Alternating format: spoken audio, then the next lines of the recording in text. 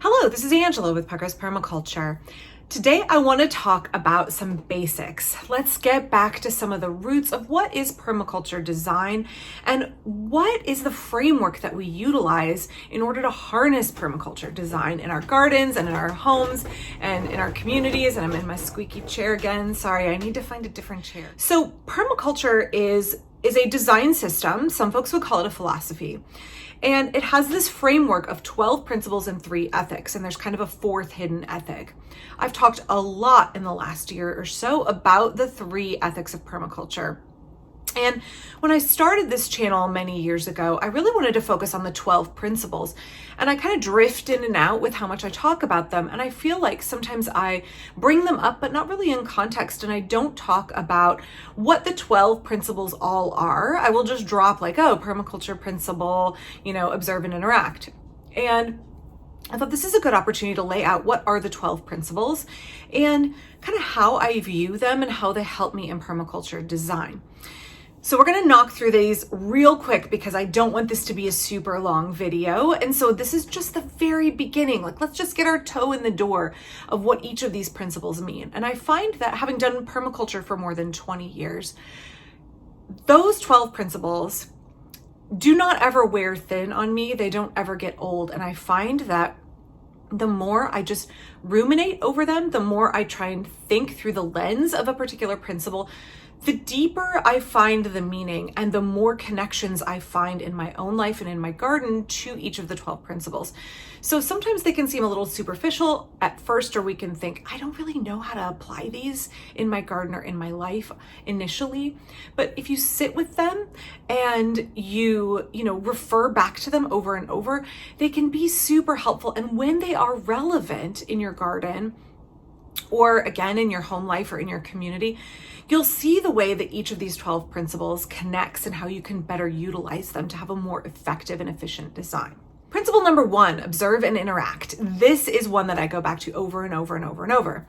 And I would say observe and interact is great, but I would frame it more as observe some more, keep observing, and then interact. We are not in a hurry to make a change. We are using our powers of observation, all of our senses, and then we are interacting based on those observations. So we're not coming into a site knowing nothing about it and superimposing a garden plan on it. We're saying, I'm going to observe what's really happening here. And before I interact, I'm going to create some awareness of the space and the needs of that space. And then I will interact once I have a better understanding based on my observations. So for each of these, I will give a short, sweet example of how I use them in my permaculture garden or in my life, but be aware that this is not the end all and be all. This is not an exhaustive list of the way that these principles apply. For observe and interact, a big one for me was observing how the water flowed through my property before I decided where to put my garden beds and where to put my swales, right? So I didn't plan out where things would go in my garden without observing what the water was doing first. And then I designed appropriately. I built swales, that's my interaction, appropriately based on the way that water was moving through my property or not moving, just sitting and stagnating on my property. So obviously I would not construct beds. I would not construct water catchment areas like my rain garden without first observing what is the water naturally doing on my site. Observe and interact. Number 2, catch and store energy.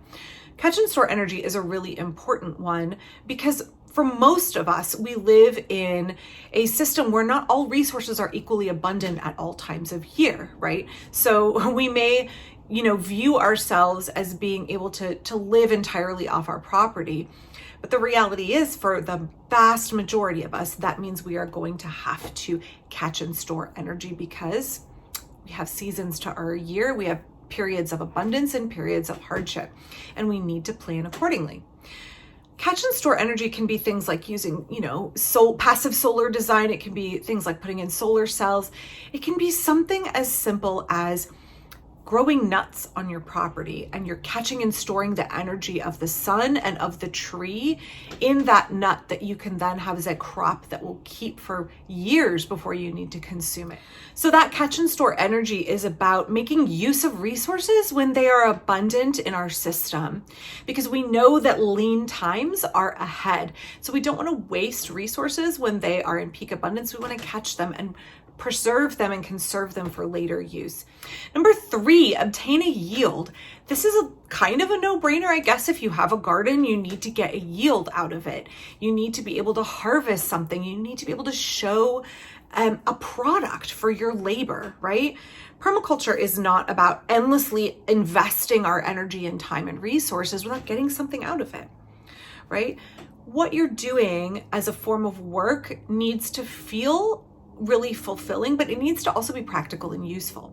I've talked about this many times on this channel. I really love incorporating cottage garden design into my permaculture system. And some folks, maybe this is less of a notion now, but early on when I was starting this garden, there were some very strong voices in my local permaculture guild that spoke about not having anything, like it was a badge of honor, not having anything in your garden that wasn't somehow useful and didn't somehow give you a real practical yield of food, fiber, or medicine. And, I've really diverged from that kind of thinking. For me, there are tangible and there are intangible yields as well. Just because something in my garden is not actively producing a material good for me, that doesn't mean that I'm not obtaining a yield from it. For me, I incorporate those cottage garden flowers because the yield of beauty, the yield of looking out into my garden and feeling a sense of fulfillment and feeling that I want to be out interacting with it is hugely important. So for me, beauty in the garden is a substantial yield, and it helps encourage me to be more interactive and more present in my garden than if I were strictly focused on a utilitarian use for my permaculture system. Number 4 is apply self-regulation and accept feedback. And this can be a really difficult one.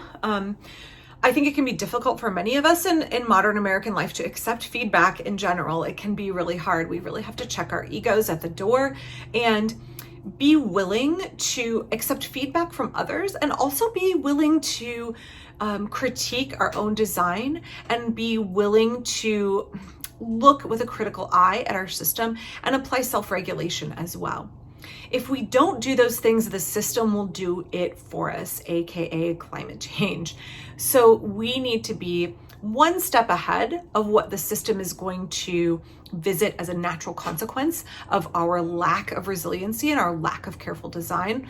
We need to be one step ahead in anticipating and being willing to make hard decisions about our garden, being willing to make hard decisions about our life in an attempt to be more resilient. So I will definitely be talking about this more, and I think I've mentioned it somewhat in the past, but being able to receive feedback, and even more so being able to give feedback in a way that can be received, is a super important part of this. So I think when we're looking at these permaculture principles, our people skills, our communication skills, and our ability to focus on a shared common goal is super important.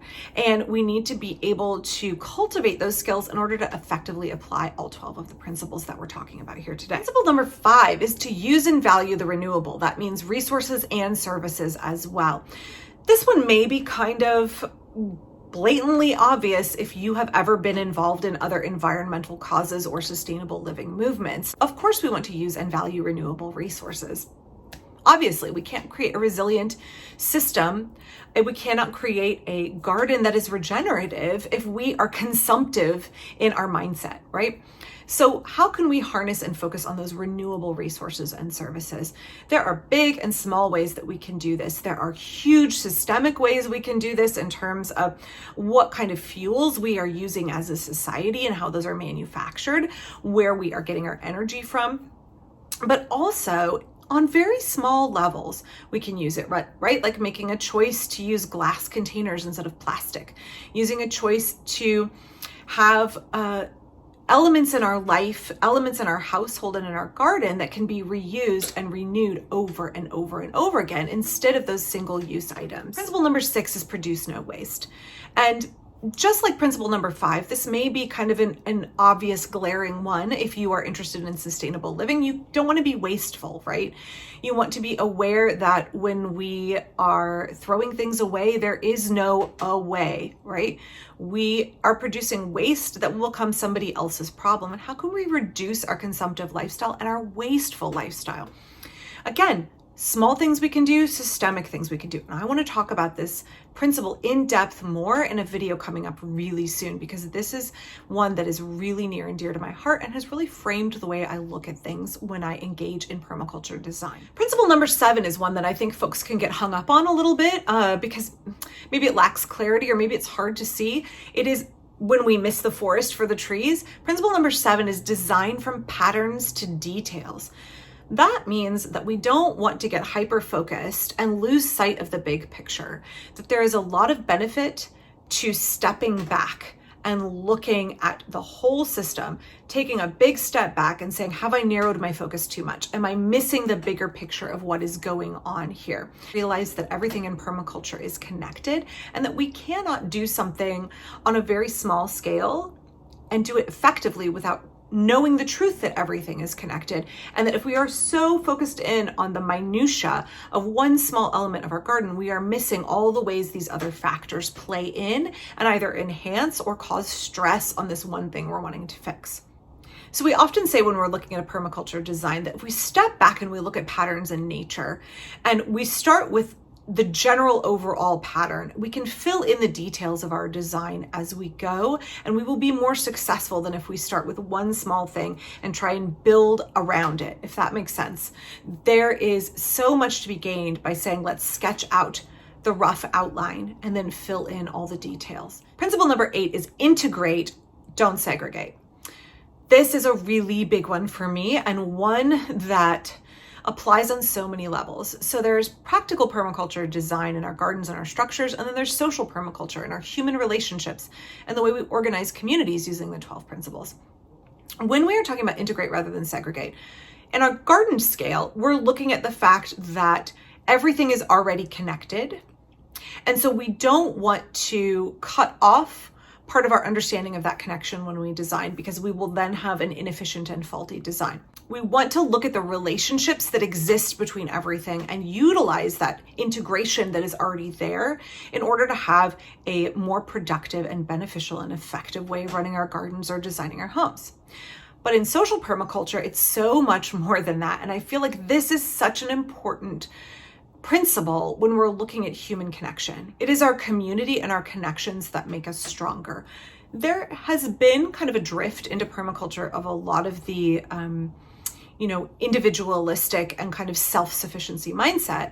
And it's something that I push back against extensively on this channel, because permaculture is not about self-sufficiency. It's not about isolationism. It's not about prepping. It's not about having your own little homestead in the middle of nowhere.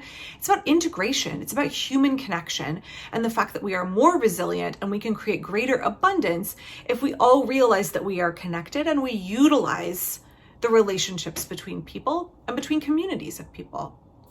For me, one of the big things that has come to the forefront, and one of the things I've appreciated about permaculture design that I think was lacking in some of the other kind of environmental movements I was into when I was younger, is that permaculture values all people and the connections between all people. And so much of other environmental movements focus very much on kind of like ableism, like what can you do, how can you contribute, and very much a focus on youth and ability. Permaculture says, how can we integrate and create a system that is accessible for all people, no matter what their level of ability, be it young children, be it the elderly, be it folks with various disabilities. An effective permaculture system is one that integrates everyone in society into the process of creating a resilient community. Principle number 9, and this is one I think is hard for new folks in permaculture, and that is use slow, small solutions. There is this phenomenon of the permablitz, which has garnered a lot of criticism, but also has a lot of good things to it, which is where you have a site that you've planned out and you gather together, kind of like a barn raising, a large community of folks to, in one weekend, knock out your entire framework of your permaculture garden, right? Bring in all of the inputs of biomass that you want to bring in, dig and build those swales, do whatever earthworks are necessary, create all of those garden beds, maybe build a shed, all in one short course, a perma blitz, right? And there's been some pushback against that because permaculture stresses slow, small solutions. It doesn't encourage you to have a blitz of anything. You don't want to come in and throw up a design as quickly as possible, because what we're doing is we are cutting out the opportunity for those other principles like observe and interact, of those design from patterns to details. When we rush our design, we miss a lot of the opportunity, right? We have an opportunity cost when we charge in headlong, not really understanding the situation. At the same token, the bigger they are, the harder they fall is a quote that I hear tied to this principle a lot. Because when you make really big, sweeping, expensive changes on your property, if they fail, the cost to you is huge. So making those small changes kind of tests the water a little bit. Slow, small solutions. This is a big one, I think, also for when we're looking at the sustainability of doing permaculture, feeling like we don't have to make big, huge changes. Mother Nature does not work on that kind of a time scale. Yes, there are isolated stochastic events that are like big and catastrophic, but in general, she works slow. And we need to honor that. We need to look at the previous principle, design from patterns to details, and look at the patterns in nature and realize that when we are talking about succession in the garden, when we are talking about making changes, it's okay to move slowly. It's okay to work on a scale that feels approachable to us. We will have more success if we do that. Principle number 10 is use and value diversity. And I think this ties in really nicely with the earlier principle of integrate, don't segregate. In fact, the more that you talk about and think about and look through the principles, you realize that it's impossible to do principle X without tying in and harnessing principle Y over here. So they're all interconnected. And it is that diversity that builds those strong connections. We don't want to put all our eggs in one basket, right? So for me, I look at the kinds of crops that I grow. I don't grow just all apples. I grow a huge diversity of fruit crops in my garden.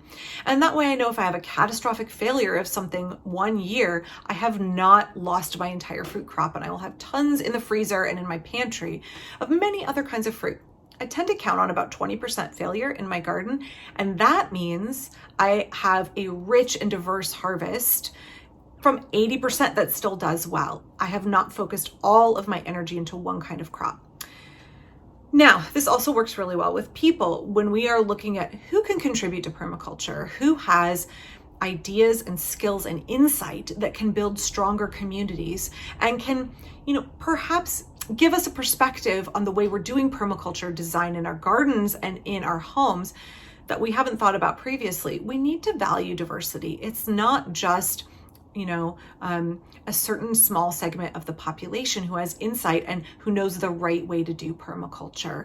Permaculture needs to work for all people, so we need a diversity of people at the table who are observing, who are giving feedback, who are helping us tweak our design and push toward abundance.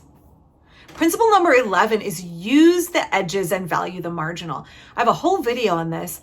I am such a big fan of the edge effect. In college, when I took ecology, this was probably one of my favorite concepts, was the diversity that you find at the edge where two biomes overlap, right? You get some of the characteristics of one area overlapping with some from the other, and you find increased biodiversity in the middle. And when we are using the edges in permaculture, we are enhancing our design and we are increasing our diversity and therefore increasing our resilience. For me in my garden, trying to observe and see where my edges are and how those edges are providing an additional benefit or yield or additional diversity that I'm not getting elsewhere in my garden helps me think about my design. How can I increase the number of edges that I have? When we're talking about use edges and value the marginal, we're not just talking about the physical margins between two parts of our garden or between a structure and the beginning of our garden. We're also looking at the marginal in terms of what ideas and people are pushed to the edge and how could we draw them in and include them.